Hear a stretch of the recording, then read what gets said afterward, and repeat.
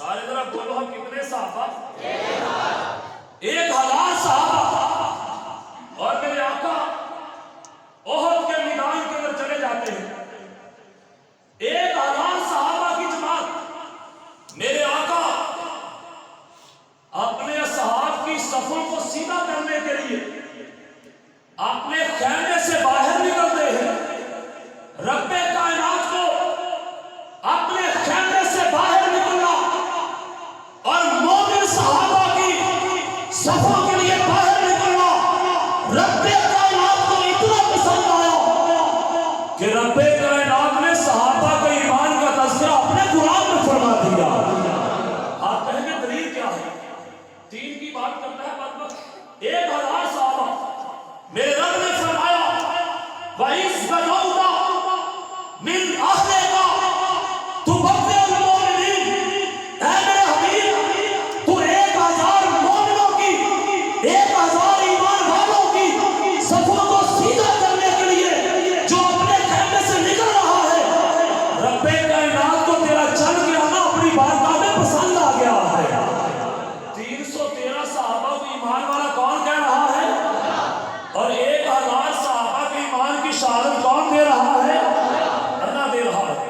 اور نبی کے وہ صحابہ جن کے بارے میں میرا یہ عقیدہ ہے اگر چاند میرے آقا ہے تو ستارے ہیں صحابہ. اگر زمین ہے دنیا تو آسمان ہے صحابہ. اگر دنیا جھوٹ بولے تو صدیق صحابہ. اگر دنیا نا انصافی کرے تو پھر عمر صحابہ. اگر دنیا بخیل ہو جائے میرا عثمان صحابہ. دنیا بزدل ہو جائے میرا علی صحابہ. دنیا گانے گائے میرا بلال صحابہ.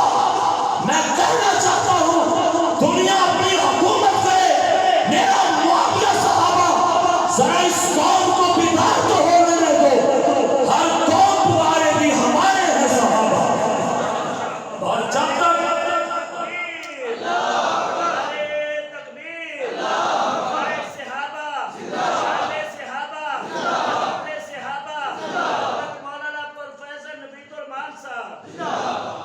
دفاع صحابہ کا عنوان منتخب کر کے میں آپ کے عقیدے کی اصلاح کرنا چاہتا ہوں. آج فیس بک کے ذریعے ٹویٹر کے ذریعے واٹس ایپ کے گروپوں کے ذریعے میری نوجوان نسل کو صحابہ کے بارے میں گمراہ کرنے والوں اور یہودی ایجنڈے کے تحت صحابہ کے ایمان کے اوپر تبرہ کرنے والوں ذرا سن لو.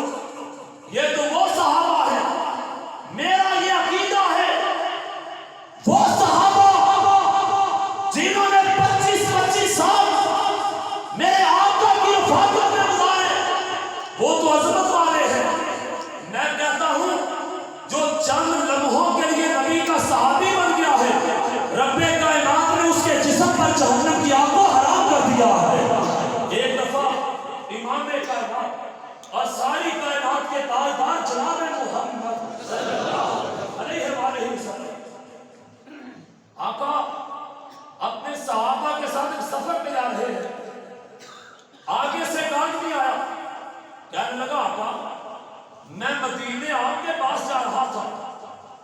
آقا میں اسلام قبول کرنے جا رہا ہوں مجھے کلمہ پڑھائیے. میرے آقا نے اس کو کلمہ پڑھایا. عمران آشد صاحب ذرا توجہ کرو. کلمہ پڑھایا. میرے آقا نے فرمایا مدینے چلا جا صحابہ صفہ سے قرآن و سنت کی تعلیم لے. کہتا اللہ کا رسول میں پھر کبھی آؤں گا. میں واپس آ رہا ہوں. سواری پہ بیٹھا اور اپنے گھوڑے کو پیچھے کی طرف دوڑایا. سواری کو ٹھوکر لگی. چند لمحوں کا صحابی زمین پہ گرا اور ادھر سے پیغام موت آ گیا. میرے آقا نے فرمایا عمر اس چند لمحوں کے صحابی کے لیے کفن دفن کا انتظام کیا جائے. میرے آقا جب اس کا جنازہ پڑھانے کے لیے سارے اونچی بولو کیا پڑھانے کے لیے جنازہ پڑھانے کے لیے اپنے خیمے سے باہر نکلے. آقا صحابہ نے پوچھا آقا آپ نے اپنے پورے قدمین مبارک زمین پہ کیوں نہیں لگائے؟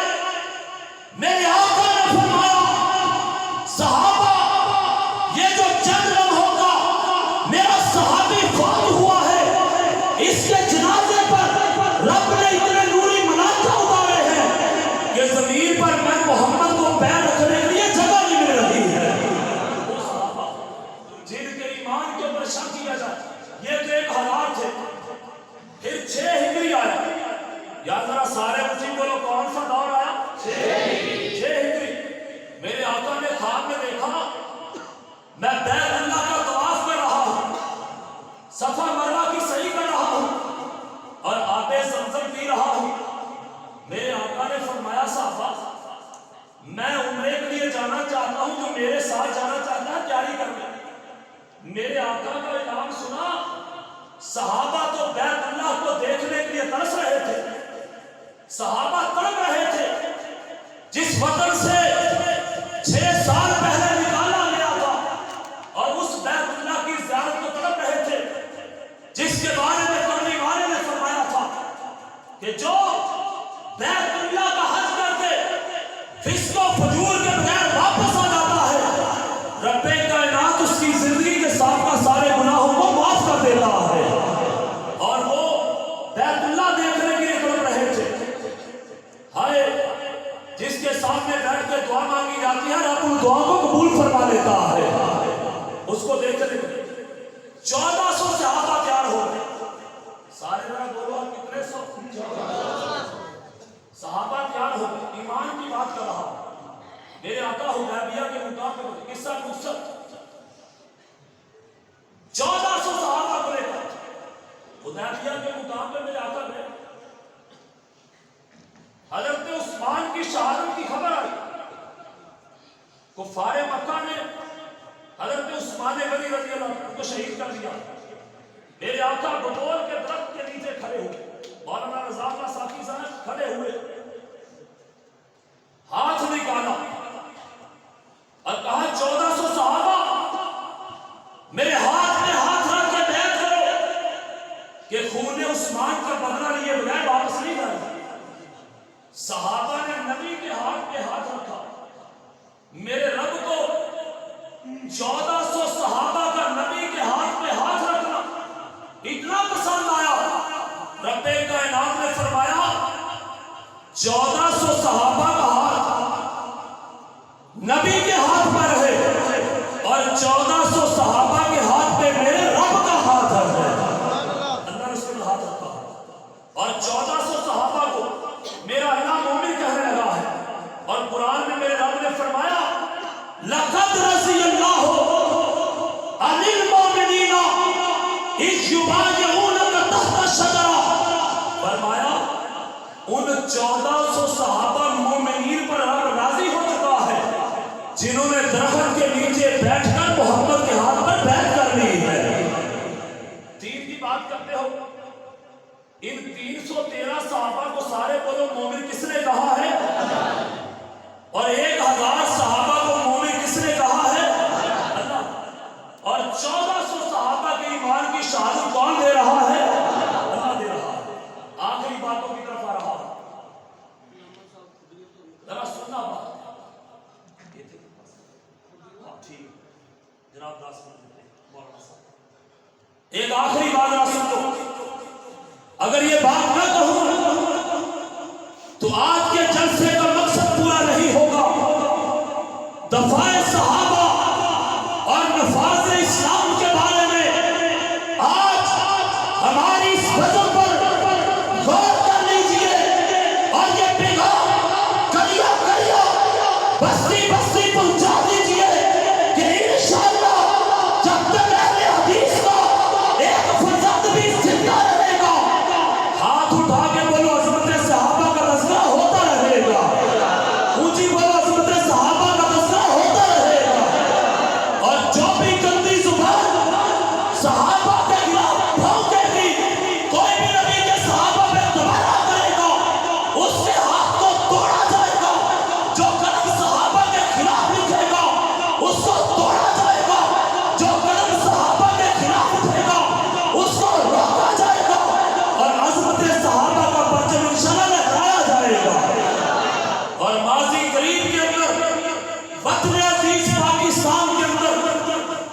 لیا کی اطاعت نے خلفائے ثلاثہ کی شان کے اندر گستاخی کا ارتکاب کیا.